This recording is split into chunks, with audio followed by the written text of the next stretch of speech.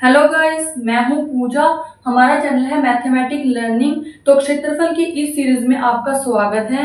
तो आज हम क्षेत्रफल की वीडियोस में देखेंगे वर्ग और आयत का क्षेत्रफल। सबसे पहले तो हम देख लेते हैं कि वर्ग और आयत में डिफरेंस क्या होता है। वर्ग में क्या होता है, वर्ग हमारा ऐसा होता है जिसमें हमारी चारों भुजाएं इक्वल होती हैं। ये चारों भुजाएं हमारी इक्वल होंगी। और आयत में हमारे पास क्या होता है, लंबाई चौड़ाई होती है, मतलब हमारी लंबाई अलग होगी और चौड़ाई अलग होगी।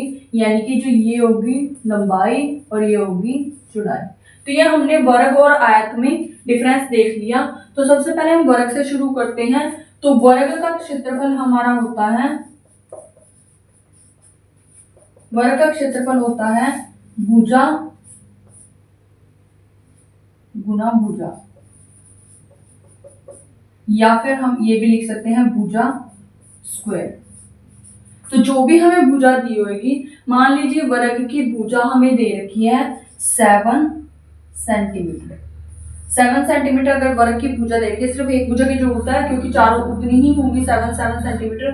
तो हम यहाँ पे इसको पुट कर देंगे 7 का स्क्वायर, और 7 का स्क्वायर होता है 49। तो यहाँ पे 49 सेंटीमीटर स्क्वायर जो है आंसर आ जाएगा।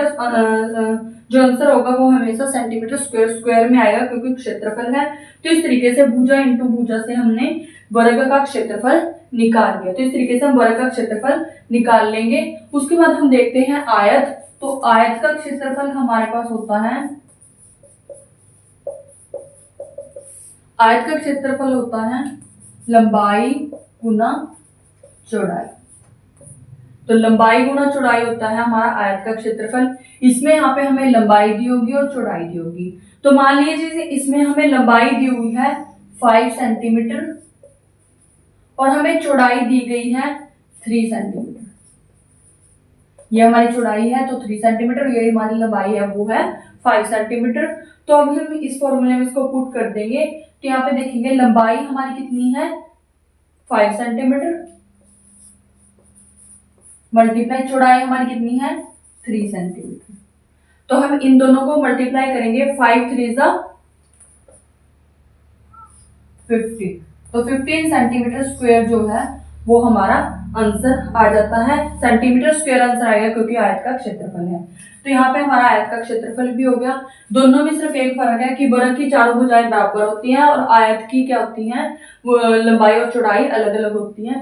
तो इसलिए वर्ग का क्षेत्रफल होता है भुजा गुना भुजा यानी कि भुजा स्क्वायर, और आयत का क्षेत्रफल होता है लंबाई गुना चौड़ाई क्योंकि उसमें लंबाई और चौड़ाई दी होती है। तो इस तरीके से आपका क्वेश्चन हो जाता है सोल्व।